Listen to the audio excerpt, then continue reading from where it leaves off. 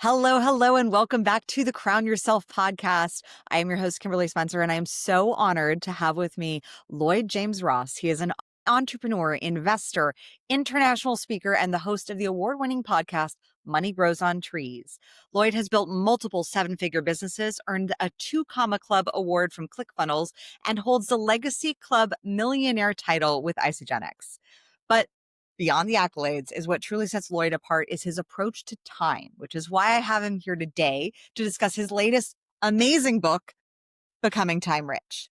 My favorite quote already is results are all that matter. You don't get extra points for working harder or putting in more effort.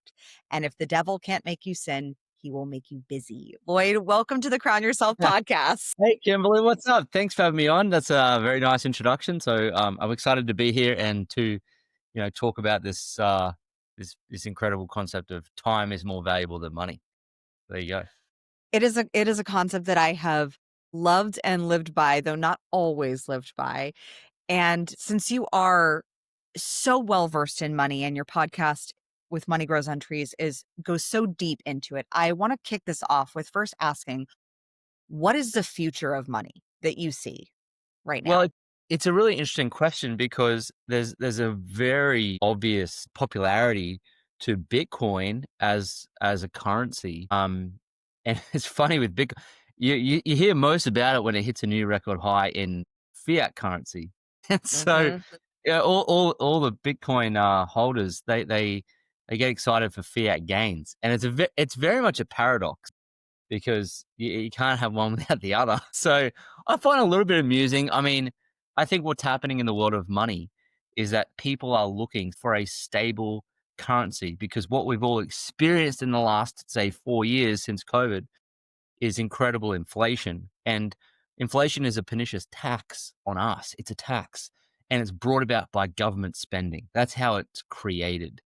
And once they debased the currency from the gold standard, they were able to print money, which they've done. And it has absolutely wrecked the value of fiat currency across the world. And if that continues, they will inflate the fiat currency to nothing. And I think people are cotton on to that. So what they're trying to do, by all rights, is trying to prevent inflation from wiping away their wealth. So they're buying things like Bitcoin, and gold has gone on a 44% tear this year because people are searching for it, for this ability to not lose wealth. But I'm not one of those people that has bought Bitcoin, or I'm not one of those people that's bought gold. I'm a bit of an agitator when it comes to those types of currencies Mhm. because I'm a business guy. I'm a real assets guy. So I like to buy productive businesses, productive public companies, which is stocks. And of course I am a proponent of real estate, but in the last couple of years I haven't been because it's been completely overvalued. And I think what we're seeing now, especially in the United States, is we're seeing home prices now come down. And we're seeing it in Canada. We're seeing it in New Zealand. The only place we're not seeing it yet is where I live in Australia because we have this immigration policy that's preventing it. But, that's what's happening in the world of money. Where it's going to go in the future, I'm not too sure. But it is difficult to replace the USD as the reserve currency because it's actually backed by the United States, which is the most powerful country in the world. So it's not, you're not going to wake up one For day and now. all of a sudden it's not going to be there. Like the currency is going to be there. So these things tend to not be so quick to change. It will be a gradual thing. Yeah, I think there is an interesting correlation that I'm seeing economically between time and money. And I think your book, Becoming Time Rich, came at an incredibly timely time for focusing on what is true wealth. Yeah, you can get caught up with true wealth being just about money because when people say, "Oh, I want to be successful," what they mean is I want to be financially successful. And what they also mean when they say that inadvertently is they want to be seen to be wealthy amongst their peers, to have the things their peers don't have, to generate social status and social standing. And that's generally what they mean by that. The problem with that is that if you're just chasing money and social status, it's an endless, endless game that you cannot win. I don't think so. Uh, in my life, there's been periods where I've probably tried to get some status, but really I've learned to actually build a life where I have more flexibility of my time. And I made the decision in 2010 after I read the book, The 4 Hour Work Week, that I wanted a 4 hour work week. That really set the scene for me as to what my vision would be for my life. I wasn't one of these people that wanted to just endlessly work and even build a big business with a lot of people. I never had that conquering objective. I had a lifestyle objective. And the reason for it is because time is so valuable. I didn't want to be one of those people that went to work till 65 and regretted just being in the office all the time. And it just didn't make any sense to me. I was like, well, this doesn't make sense. And then later on, as I talk about in the book, I learned that one doesn't negate the other. That was an interesting revelation for me, that I could have wealth and I could have time. And I think that was the paradigm that broke for me, and I shifted into a new one that completely transformed how I think about money, how I think about time. I can have both. And by all accounts, I have both, because only 2 days ago, I got back from a month with my wife in Thailand. And we only came back because we have a little dog and we didn't want him to forget who we were. So we could have stayed there. But we have this life where we have flexibility, we have geo flexibility, I work from home, I don't commute. We've really built a life that suits us for what we want to do, with who we want to do it with, when we want to do it. And so you can actually have both Yeah, I money and think it was the question that was posed to you in the beginning that you wrote about, of when did you decide that having more businesses meant you had to be busier? yeah. That cracked me open. Cracked me open too. Cracked me open too. I Yeah. was literally breastfeeding my daughter as I read this, and tears came Wow. down. So That good. was such a paradigm shift. What, in your quest to become time rich, though, what has challenged your ego the most? Well, what challenged my ego the most was the feeling that I had to do it all myself, because I was either the best at that or no one understood it as well as I did. No one could do it as well as I could do it. No one cared about it as much as what I cared about it. And that prevented me from scaling the productivity in the businesses and starting more businesses, because you have to relinquish control and you have to give up the ego that you're not the best in your business at everything. And that happened to me. There's a story in the book where it really happened, like where I released the control completely and we scaled massively in our education business. We were on a friend's yacht in the Sea of Cortez in Mexico. And we were going out for 6 days on this private yacht. And at that time, right when we left the harbor at La Paz, our sales team was coming in to take over the sales of one of our businesses that I'd never done before. And I was like biting my nails thinking, is this going to work? And then as we left the harbor, uh, all of the phone reception went away. Like there was no Wi-Fi, there was this is before Starlink. There was nothing. I couldn't even send a text message. And then my friend said, "Oh yeah, you won't be able to get that for 6 days." I was like, "What? What?" We just like I had nowhere to go, and so I had to be patient and just put my phone away for 6 days. And I came back, and we got into La Paz Harbor 6 days later, and I remember my phone pinged, and I ran upstairs and I tried to get reception, and our first sale came through that I didn't do. I had no impact in the business in 6 days, and it just absolutely went on a tear to multiple millions of dollars beyond that. So I was the roadblock. I was the bottleneck in the business. I Yeah. was. So And yeah. And I then applied that same principle across our other businesses, and they all did better. what do you find is your zone of genius as the visionary? Because this is something that our audience really struggles with, because it's in the relinquishing of the thinking. It's not just the task. Like, so it's easy to start hiring the tasks and delegating that. But once you get to a certain level, there's a level of thinking and training that thinking or hiring for that thinking that gets tricky. Well, that's because you don't hire for the thinking. Mm. You partner for the thinking. So that's the difference. And partnerships, which is what I talk about in the book too, is that partnerships are the most potent way to scale your time and money at the same time. Like with one of our businesses, I've got a partner in the who does the marketing, and his brain and his efforts and his strategic thinking are there. And I have the other partner, he's in the acquisitions, so he's in the back end sales team. He runs the sales team, and his strategic thinking is there. And I'm on the delivery side, and my strategic thinking is there. So I do think about the marketing. I do think about the sales, because we have, a monthly meeting and bi-weekly updates, but we're all rowing in the same direction, but we are in charge of different things. And that alleviates your need to be tinkering with everything in the business. But the reason they are strategically thinking about it is because they have ownership. Like they have, it's a handshake agreement, but they have ownership of their space because one, they participate in the profits of the business. That's why they're partners. And two, they have autonomy and ownership. I don't micromanage them. And by doing it, setting it up that way, you're enabling them to be strategic thinkers. So Oh, that's such liberation right there. yeah, like I I would say partnerships is when that's the area most people should get good at. It's just so much easier. Like we bought a business. I talk about it in the book briefly because my business partner said, "Please don't tell everyone about our business strategy." so, I allude to it in the book. And we're buying a group of laundromats, and so we've already bought our first one. We're looking for our second acquisition, and I wouldn't have been able to do that had I not learned the partnership rule because I wanted to own them because I was listening to Cody Sanchez forever. And Yeah. I mean, I've always wanted to own a laundromat. It's a very good systemized business. It's not going to be disrupted by AI. It's quite an incredible business actually. And but I can't even do my washing at my own house. I'm not a mechanical person. It's not my zone of genius.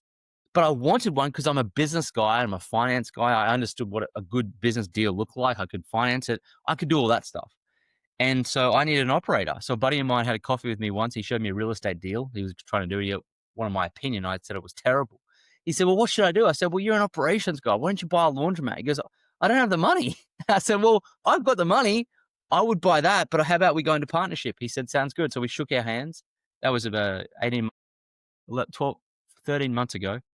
And we went and bought one. Now he does the operations. I've only been there once, just because I was interested to see I what it love looked like. that. But so like that's the type of partnerships you can develop. That it's collaborative. It's the only way. Like look at Elon Musk. Yeah. I believe he's based in Texas. Yeah. Outside of Austin.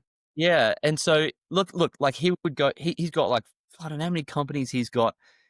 I've lost count. But the reason he's done that is because he has systemized them, delegated, and he's got Hmm. partners in those businesses. No question. Yeah. The When you're sourcing a partner, how did you discover what your zone of genius is compared to other people's? Where you know to a T, like this, not just the resources, Yeah. but the skill sets that you bring to the table that are uniquely yours that only you do really phenomenally, with ego aside. Well, it's it's how you feel about the work that would dictate that. So, like, I can do sales, but I'm not like, oh my god, Mm, I can't wait to do my sales calls. So I can do it, but it doesn't bring me joy or light me up. I can do marketing. It doesn't bring me joy to run an ad account. So your feeling towards those things will tell you what your zone of genius is, because what you should be able to do is work in an area that lights you up and you're great at. So two things. So for me, it's the delivery, it's the teaching. I've got a high spiritual gift in teaching, exhortation, leading. I lead teams well. I like to deliver and teach and influence people. So I stay in that zone. I had to find people for the other two areas though, which was marketing and sales. And I even had to get an assistant in the delivery side of the administration of it because I don't like administration of delivery. I like to do the do. So I think it emerges as you build the business. You'll feel irked by an area or lit up by an area, and that is telling you where you should sit in the business. And you should, as Dan Sullivan says, he says you should outsource everything but your genius. But mm, when it comes to partnerships is not so much when you first start out, like who's good at what. It's more about like, generally speaking, you have five things. You have skills, a network, you have money, you have time, and you have energy. So they're the five things that everyone has or hasn't got. And the idea of a partnership is to find which ones of those you have. Like, let's say you only got three of them, and then find the other person that's got the two missing ones. So it's like a jigsaw puzzle that comes in and connects. So, like for example, with our laundromat business, I had the money, I had the network, I had what else did I have? Skills? Oh no, I didn't have the skills. I had the money and the network. That was it. I only had two things. I had to, and then I had, and I needed the three. So Adrian came along with the energy, the skills, and the time. I even said to him in the thing, I said, "Man, I don't have time for this. You have to know this. I don't have time for another business. Like, just so you know. Mhm. So you're coming in to fulfill that gap. And I know you don't have the money, so I'm bringing that to the table." So I think those things emerge and you find your feet in the business. Now, what has to happen at that point is when your partner shows strength in an area, you have to let them run with it. Yep. You don't both have to be the best at it. Just find where you sit and do it well there.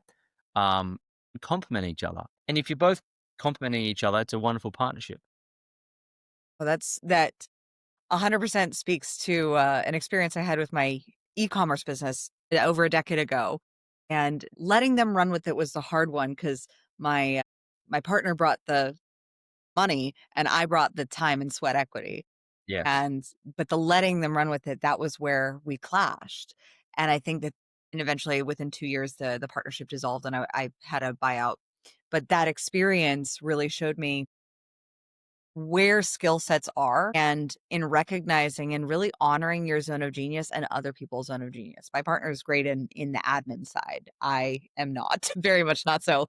And I love that you brought up Dan Sullivan because you took Dan Sullivan's famous quote of like, it's who, not how. Yes. And you took it a step further of finding the who for the who. So you don't have to Yeah. do the how. Yes. And that is partnerships. Yes, that's partnerships. That's correct. Yeah, that's the who for the who. Like our sales, my partner in the education business who looks after the sales, he recruits and trains sales team. He recruits and trains appointment setters, and he brought in like it just prevents me having to deal with too many people. You just have one core Yeah. person and they deal with it. Yeah. So the who for the who. What belief about money or time do you find yourself ever still wrestling with Lee? Do you find yourself ever wrestling with, privately, even if after everything you've taught, you're like, this belief still comes back up. Well, yeah, because none of us, we're not perfect. So like We're when not you write a perfect. book, it's an interesting experience when you write a book is you write it for yourself as much as everyone else. Like I write this book just as much for me as I did for everyone else because I wanted to be better at my time over money Mhm. mentality. And I wanted to be better at being a time master. So it was, you know, it serves that purpose too. Because so we sit on a scale of being the time master or not the time master. In fact, wealthiness and busyness sit on polar opposites of the same scale. That's why you'll find a lot of busy people aren't that wealthy, and a lot of Mhm. wealthy people aren't that busy. And so I wrestle with occasionally I get opportunities come up where I can do a keynote talk or I, have an opportunity where I can go make some money. And I have to stop myself and turn down certain opportunities to get paid because that's working hard for money. It's working hard for a one-time payment. And so I had this idea to go on this keynote circuit and speak. I had to pull myself back and say, "What the heck are you thinking?" Like that is just it is working hard for money. Mm. Whereas what you want to do is you want to build a system that produces money consistently, which is what our 4 businesses do. They do that so well. But I can still be seduced by, oh, I want to go do a bit of work here and get paid like a laborer. Like I got Yeah. out of that, so I didn't have to do it. So you do get seduced back in to these opportunities to go and make some money. And I think Robert Kiyosaki sums that up pretty well when he says, don't the poor work hard for money. And so it's like, well, if I can work hard to build a system that produces consistent money, what I'm doing is I'm actually building a time machine. And I much prefer to build those time machines, which are businesses, than I do to just go work for money. Does that make sense? Yeah.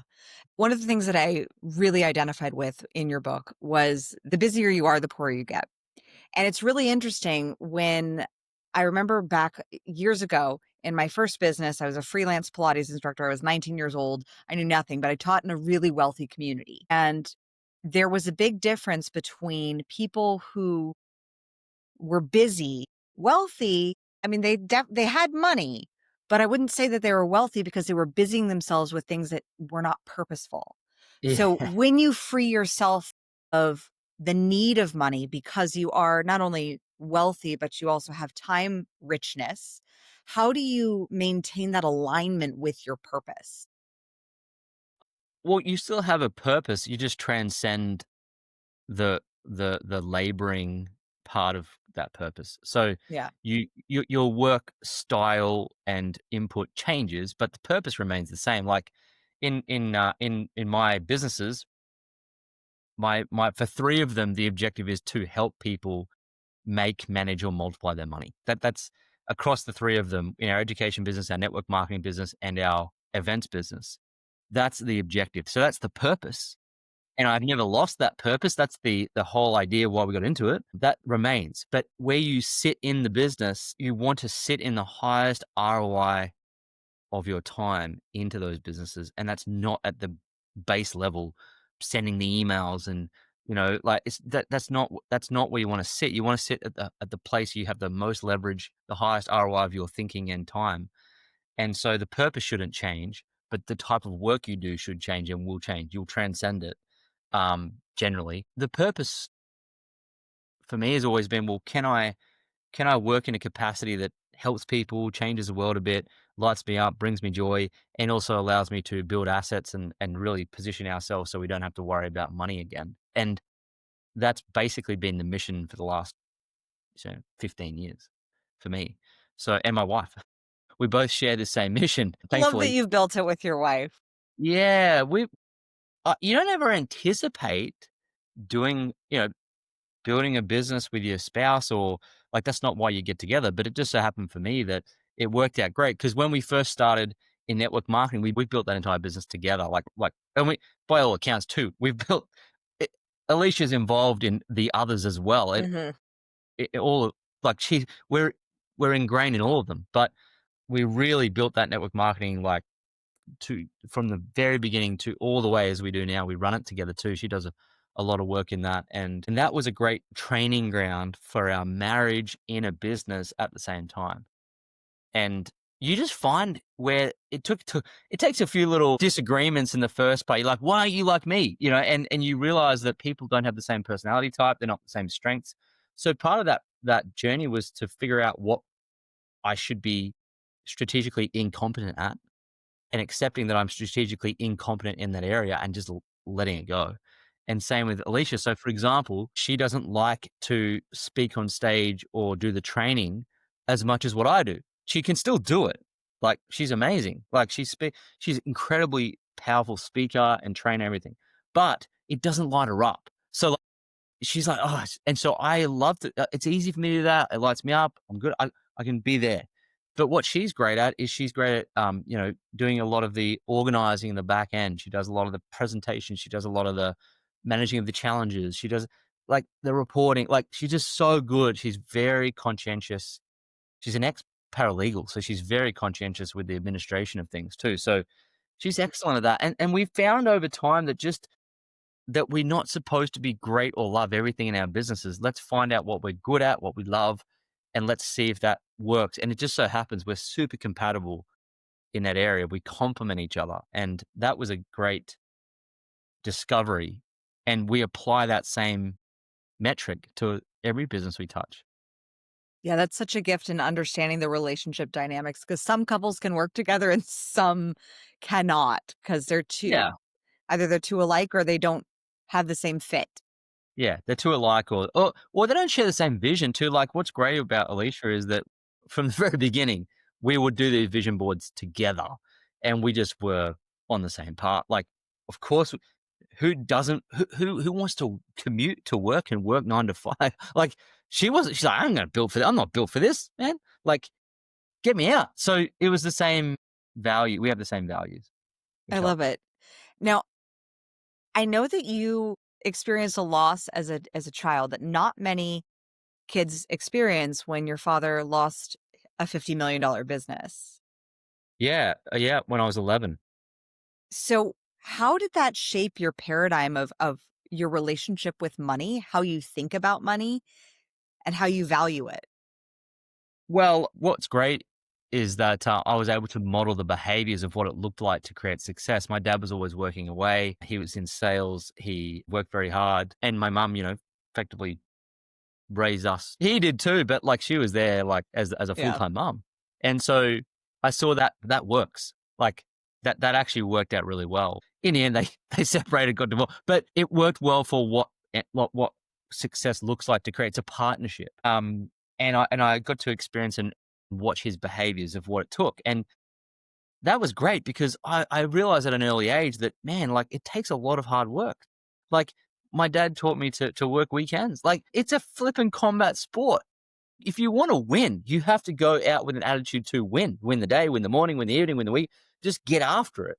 And I think that helped me a lot. Now, when I was 11 and he lost that business, it was like a top company in a state. He was 38. They had 30,000 insurance clients. It was the largest managing insurance agency in the country at 38. And it's amazing, really, the story. And by all accounts, yeah, there was an unlawful termination of the contracts. They went to court. It was all in the papers. I was in school, and it was terrible. But like seeing him lose it all, go bankrupt, and then have 4 children, in private like, and then go from this beautiful home to this small little hey, it didn't bother me. Like I'm not a status. I could care less. I was having a ball, but I was 11. I was pretty happy. But to see him now looking back go through that and then rebuild it is like, so I'd hate to start from zero right now. And bankruptcy is not zero; it's behind zero. And I Yeah. hate to do it. And I hate to do it with 4 young children. And so I just think it's unbelievable that someone can come back from like. I know my dad says to me, "Well, I had no choice. You got to get up and go to work." But I think that there's so much inspiration I can draw from that. So I never, yeah, I knew that money at that time. I remember he took me into the lounge room when he lost everything and said to me, "We've lost everything." And I just bawled my eyes out because he was obviously visibly upset himself, and you don't ever see your dad like lose everything. But I never really attached sadness to money. It's never money's fault. Like I never ever have blamed money for anything. If I've just seen it as an absolute tool for choice in life. I've seen it as the ultimate choice maker. I've never seen it anything differently to that. And if I never had it, it wasn't money's fault. It was my fault. And I think I just saw it's always extreme ownership. And I think I probably learned it from my parents. They never blamed or complained or justified. Never. I've never even heard them complain, blame, or justify in my whole life. So they never, ever slipped into victimhood. Even at the worst possible times where they could, we never heard them say anything that would dictate that it was anyone else's fault but their own. And so they just had extreme ownership. And I guess I picked that up and learned that would be the better approach That is for such a gift to be able to learn that at such a young age of extreme ownership. Yeah, I don't even know. It just, I think it was like, well, I looked at people that were in victimhood, it just didn't seem effective. It's not. Well, that doesn't seem effective. I'm just going to not do that. I think it's more about that. I don't think I ever really discovered this, magic extreme ownership principle, but it just didn't. I like to move through life and find effective things that I think I like to pick up, and ineffective things. And by all accounts, too, my parents, both of them, they've done effective things with money and both done ineffective things with money. And they'll be the first to say it. But I've taken the best from both. And I've tried to implement the best I can, the best principles from both. And I think that's what's helped me to not just chase success and money, but chase purpose and time and family as well. Like I have had it. I've had it all. Like I have everything. I have both time, family time. I've traveled the world. We've got money. We have no debt. We have investment. Like you can do it all. I haven't put money on a pedestal to be the be all and end all because I've left a lot of money on the table because I haven't put it as the most important thing in my life. What would you say is your favorite failure in your quest to become time rich? Well, thankfully, I've not had any catastrophic failures yet. Yeah. So I've been very cautious about, thoughtful and, and I've, lucky as well. I have been lucky. So I think I could say that a mistake I made was not sticking with an index fund strategy in our investing from the start, which probably cost me about $1 million in lost opportunity. I think also it's hard to say, isn't it? Because I don't really have, if I change the past, then perhaps I don't have the life that I have now, which I love. So it's hard for me to say what I've really made, but I couldn't tell you any catastrophic errors. Yeah. I haven't really had them. Then the hardest lesson that you had to learn. Well, I was in high school and I got indoctrinated into university. And when you're in university, you get indoctrinated into 9 to 5. I became a lawyer and I was indoctrinated into 9 to 5, and I was working for a developer in Abu Dhabi in 9 to 5 work. And so the lesson I learned was I had to unlearn the things that I'd learned. And it was like, how am I going to get out of this? Like, success is hard no matter what path you take. It's challenging. It's supposed to be. But to exit that career and then go into entrepreneurship is, I think, a lot harder than just starting out entrepreneurial. Like, Yeah. I should have just come out of school and started a business. It just wasn't the world wasn't like it is now. It was you either go to university or go to trade. And so I went to university. And so I guess the lesson was to unlearn 9 to 5 life. And even in my business with my dad, the hard lesson was, like, I had to go out on my own at some point, and to transition and do that, I had to have an uncomfortable conversation with him. I had to walk away from my academic life of my CFA charter that I was studying for. And I had to kind of like detach myself from those things and move into my own realm. So I think that was a very important lesson. And I think the lesson of like traditional education is just terrible. Yeah. Very, We homeschool. So yeah, there's, it's just terrible. It's very impractical. It's theoretical based. It doesn't really help you get employment. It certainly doesn't help you have skills to make money. Nothing. It just is very archaic, old fashioned, and yeah, it's very, very due for disruption, which is happening now. it's very much, I think COVID was the big disruptor with education when When people, everything went online, right? everything People went adopted online. Zoom. Yeah. Yeah. It was a Well, mass adoption I think AI is the ultimate disruptor. for sure. Like, I don't see a world where universities survive in their current form with physical buildings and so forth. It possibly might in the sense of the network. I think that's important. So people connecting is important. But the way the lessons are taught and how that's done and so forth is, it's less effective, but people are actually just doing it to get the accreditation. So it's more, I wouldn't call it education, I'd call it accreditation. That's what it really is, because it's certainly not education. Yeah. Yeah. I, I dropped out of college 2 weeks before I was supposed to start. So, There you and go. Well, that just, was smart. I wish I had done the same, but anyway. yeah, and I have to give credit to my parents for being entrepreneurs and the first generation entrepreneurs who were like, you're going to succeed. You have the hustle. Yeah. Well, my grandparents were all entrepreneurs. My parents are both entrepreneurs. Yeah. No one in our family went to university. I don't know why I ended up there. But I think what happened was, like, again, the kids at school were all going to uni and our parents had never been. They both dropped out in grade 10. That's what they did back then, and got a job. And they just thought that the university was the be all and end all. And it turned out that that was absolutely, not absolutely wrong, because it opened up doors. But like, I think about this sometimes. I think, God, if I'd just finished school at 17 instead of buying a degree, my dad helped me start my first laundromat, I'd be flipping so rich. I'd be like 50 million, 100, like I would just be so much further along. A friend of mine, he knew he wanted to be an entrepreneur at in grade 10. I interviewed him on my podcast. He exited his business for 600 million. He started Good for him. Culture Kings. Yeah, and he just knew. So I knew too in my heart, but I just had no ability to influence the environment around me to change the path. I just got sucked up in it. That really is a testament to the power of the environment that you surround yourself with. And that's why I love your podcast and going on other people's podcasts, because what that does is it allows the audience to expose themselves to a new environment of a new way of thinking, Yeah. because there is a cost of innovation. And where do you see becoming time rich? Do you see time in the future with the prevalence of AI? A lot of people are going to have a lot more time on their hands because there's going to be a lot fewer jobs. Um, they In a said way.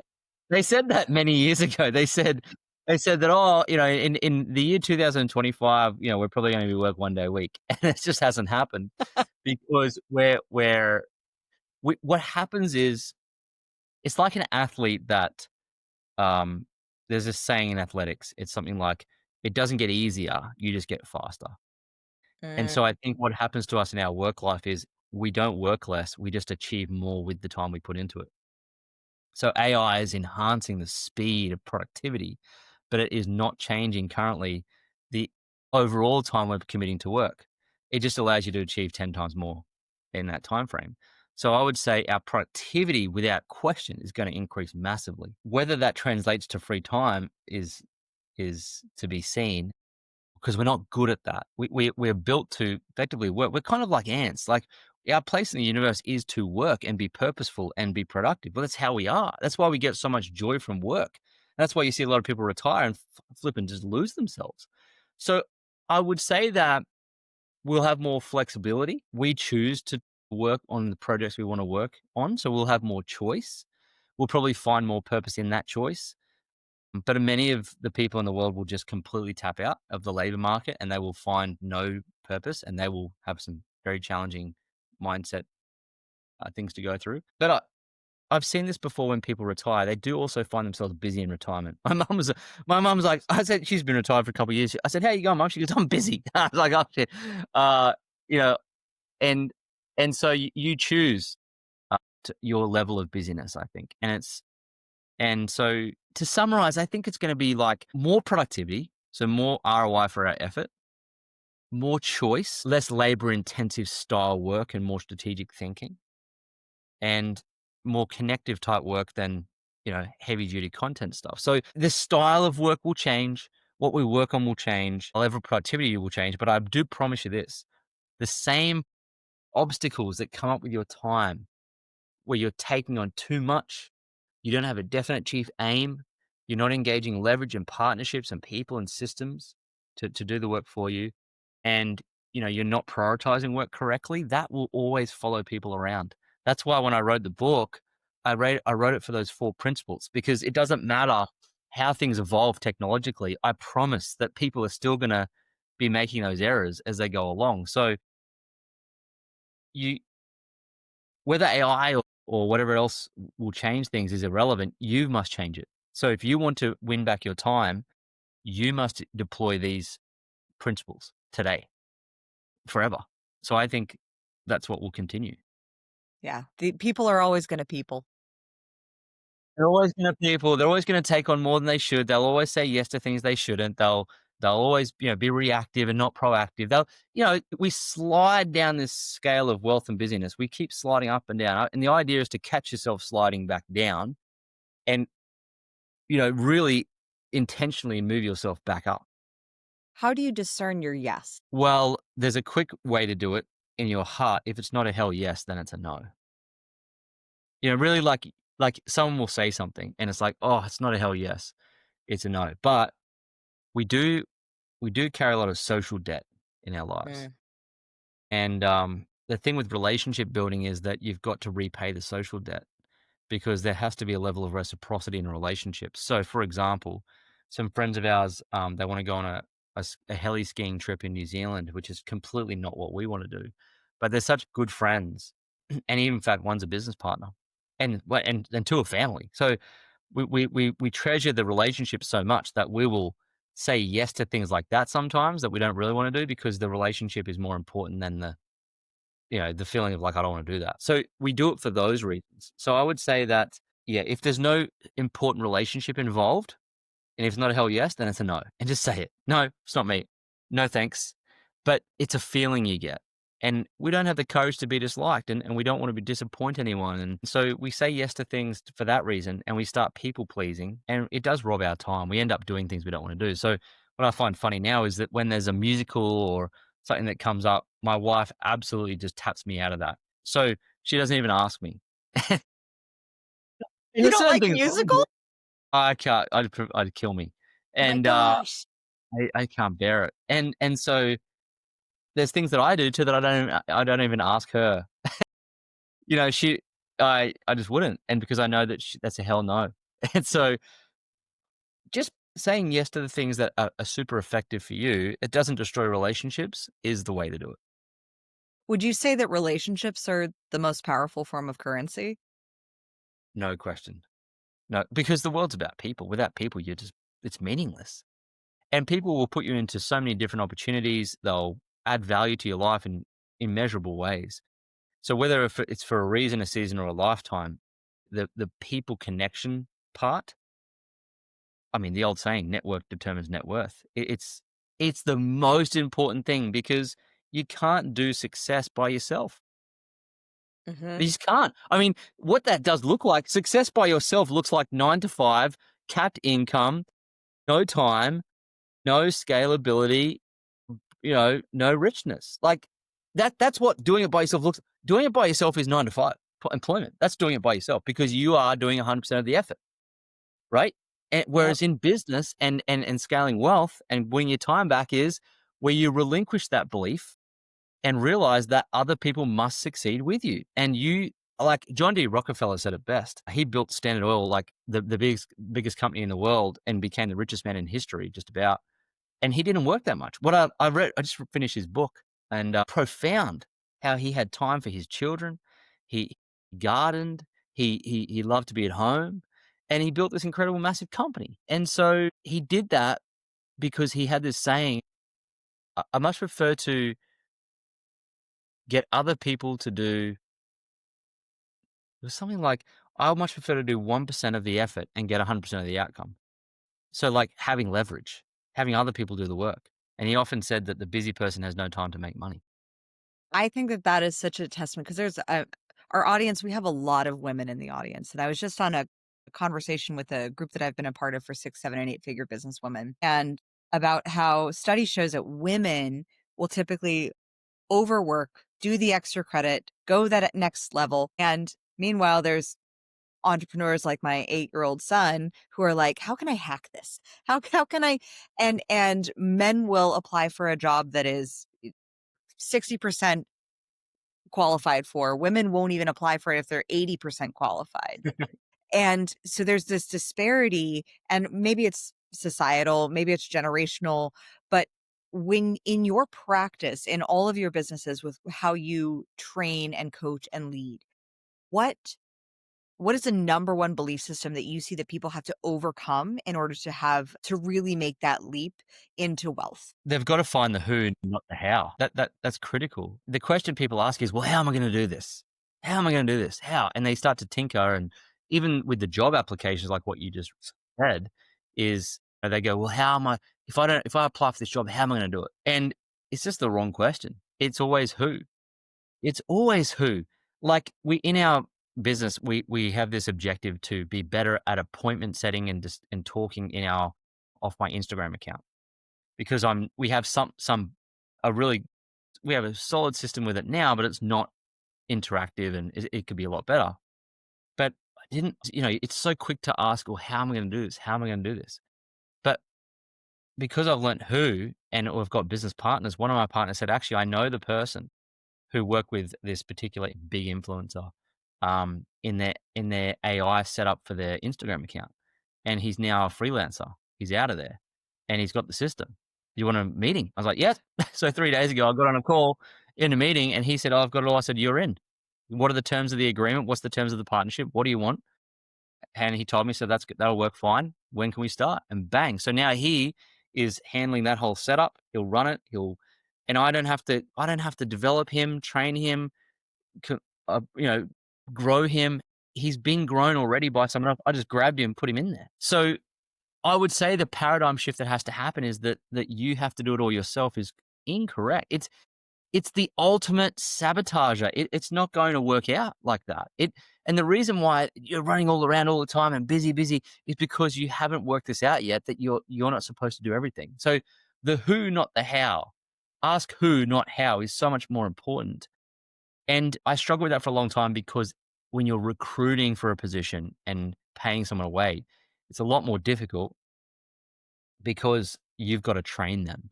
But what I learned too was that the right person that comes on, they don't need much training, they don't need any micromanagement, and they just get on with things. So the best thing you can learn when you bring on a partner or a person or a resource or a VA or whatever is, if they're not a superstar to start with, they're never going to be one. Preach, Lloyd. That is 100% true. And also that superstar will tend to may run away if they see that they are only performing with other B and C players. Yes. Well, that's why you have to pay them well. Mhm. So, like people say to me, like when I first was scaling the education business, some of my friends said, what, you're paying people that? I was like, yes.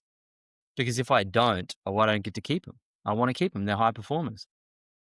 And if we don't have audacious goals like XYZ per month and fun goals, like I'm sharing this fun goal, we're going to go on a yacht together as a team. Once we hit this goal, we're going to pay for everyone to go on this yacht.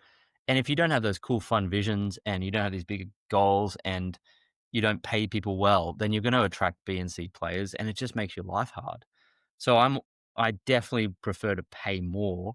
That doesn't mean go crazy. It just means, remunerate the kick-ass A players. And they just do so much of the work. Like I really don't work that like even in all of our business we have A players. Yeah. And what's interesting is the B players do find their way out eventually. If the culture is an A player culture, the B players don't fit in. They know it, they leave and it's done. So set the standard. But by all accounts, it sounds like a lot of your listeners would be A players. The challenge as an A player entrepreneur is if you're an A player entrepreneur, you think you're the best. You think no one else can do it. You just want to do everything. You just have this control, and that is the biggest challenge. Yeah. There requires a lot of humility, I would say, to be the one who says, I actually am not the best at all the Yep. things business. Yep. Yep. Here's my lane, and this is what I'm going to stick in. And the other 25 hats that you have to wear are not where you shine. Yes, correct. And you have to get used to working less and making more money. How did you get used to that? There's this. I've got a friend, his daughter. We're at church one day, and she said, there's this verse in the Bible, and it says, basically along the lines of, you don't have to toil to create wealth. Hmm. Wealth doesn't come through toil. N- That that challenged my paradigm so quickly. Like I was like, "What do you mean there's no toil? Like I worked hard and blah blah blah blah blah blah blah. You don't toil to create wealth." I'm like, well, "What do you do?" And the answer is you find others to do the toiling. And for them it's not toiling; it's their genius. So, and that's how you do it. So you actually, it's true, and I think you just have to realize that money will be developed through people, systems, and capital leverage, and it doesn't require any of your physical effort. That's the greatest shift you can make in scaling wealth and having success in business is that the toil is not how you get rich. And again, not that your listeners would perhaps go out and grab the book called Titan, the John D. Rockefeller story, but there's so many principles in that resonate with, like, he was the founding OG Yeah. of scaling money and business and not toiling. Like, he's the man. And so everyone else that's gone after him, like even Warren Buffett, I look at some of the things John D. Rockefeller did, and Warren has just absolutely stolen that from John D. Rockefeller, that style, that life setup. And I thought Warren Buffett coined it all, and I thought he was the guy that really, but it wasn't. It was John D. And and also a very pious guy, and people don't know this about him. They always think he's a big baddie, but he's not. He went to church. He stayed with his wife his life. He raised great children. He was there for them. He built great business. Some of the business principles he had were, I would say controversial for sure.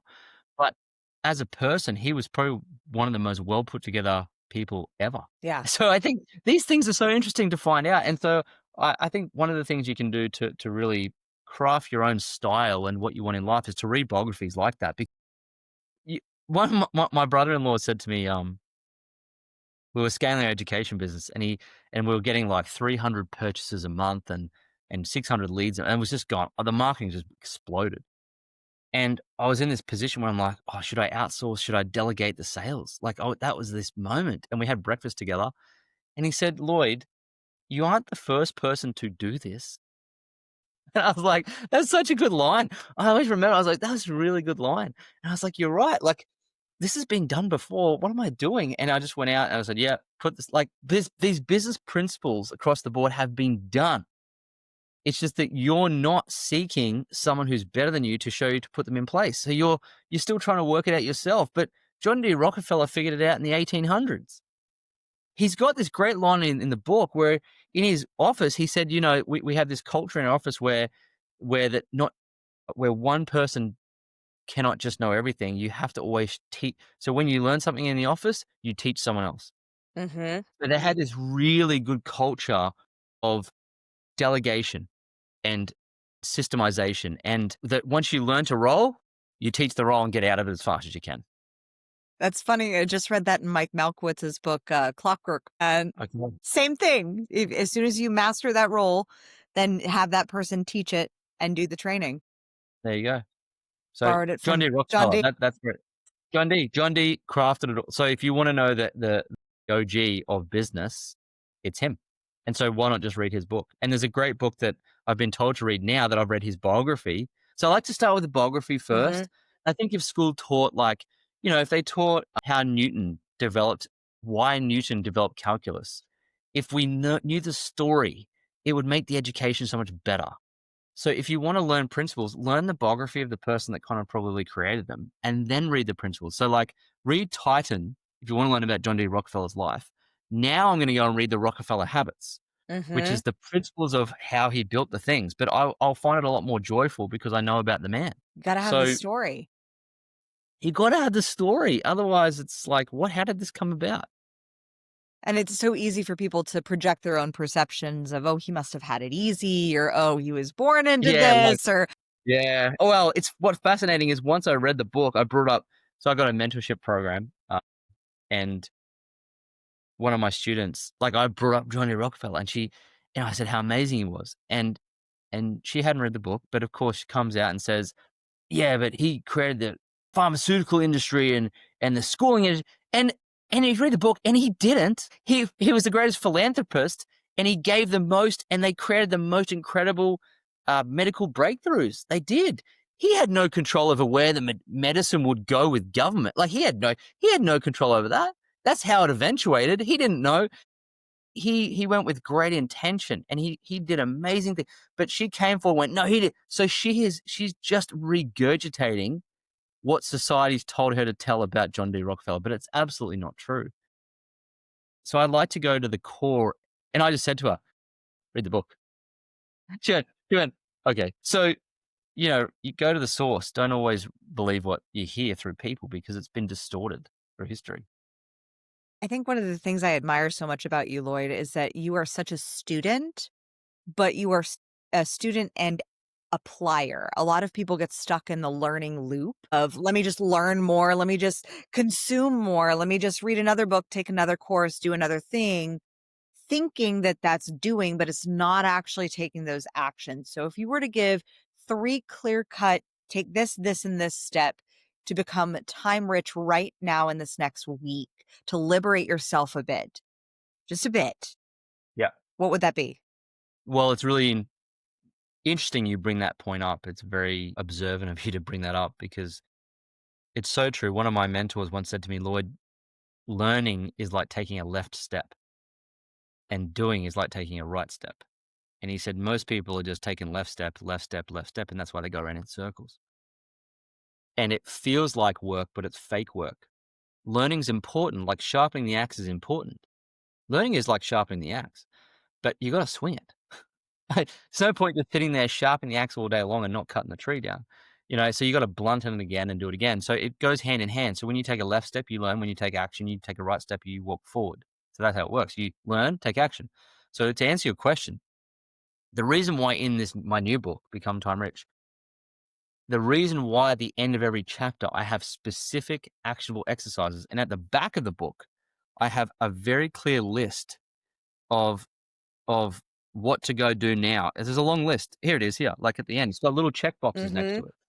So I would say, the reason I have that in there, because I know people are addicted to learning. They're learning addicts. And all they want to do is go, I finished the book, yes. And I'm like, I don't want that for you. I want you to learn from the book and action it.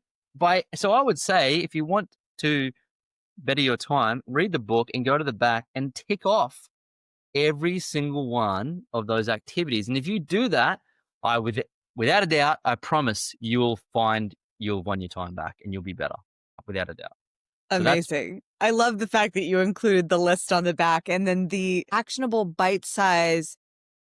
Here's what you learn. Go do it now. And Yes. just take $10 and open an investment account. Yes. I've read books, Kimberly, where I read a book once called Never Split the Difference by Chris Voss. Great book. And what is great about it is there's this incredibly powerful language pattern or conversational framework called labeling and mirroring. And it's where Chris Voss teaches you how to build instant rapport without having to go and ask them about where they live or build common ground. It's so powerful. It's potent. So when I read the book, I saw how potent it would be if I applied it. Now, what's cool about it is so simple to apply. Literally, it's like 3 words and 3 other words every time. It's the most craziest, simplest thing ever. So when I read it in the book, I put the book down. We come back from a flight. We went back into the airport. We're waiting for our bags to come out on the carousel. And I just put the book away. And when my wife came up to talk to me, I applied it to her instantly. And I just applied it and I started applying it other places too as fast as I could. And you know what? I've never finished the book.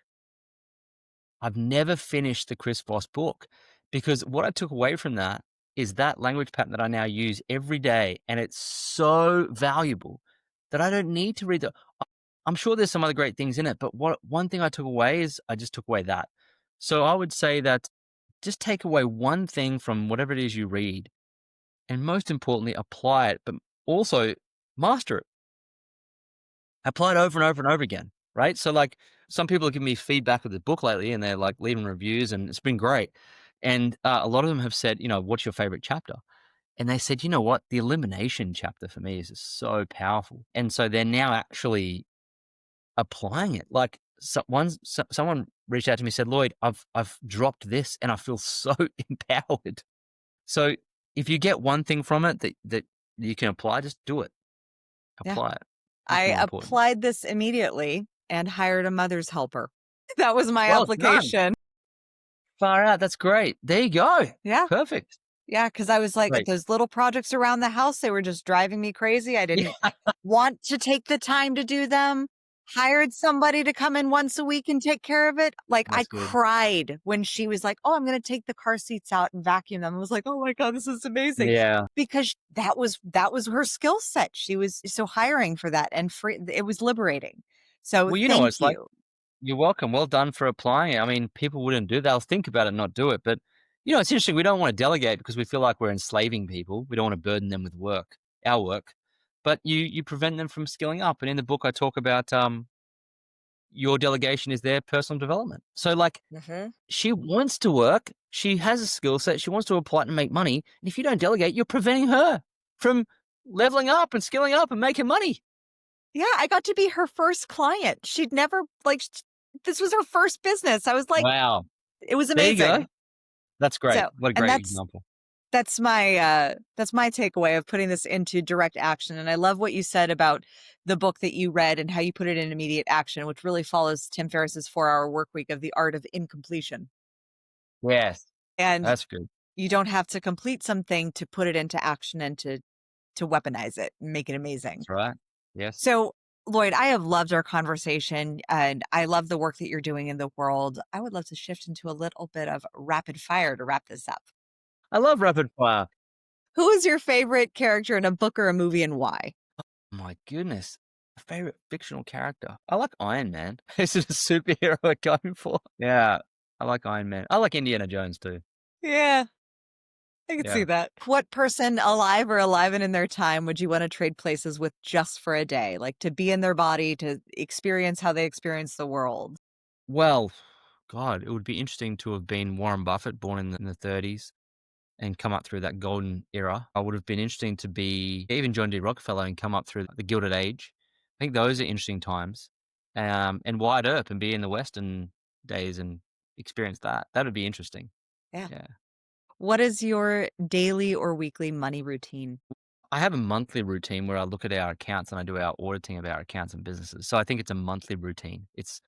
Is more money coming in than going out is all I really care about. And Yeah. if it's not the case, I have to shift things and cut costs. Like this is the most important thing.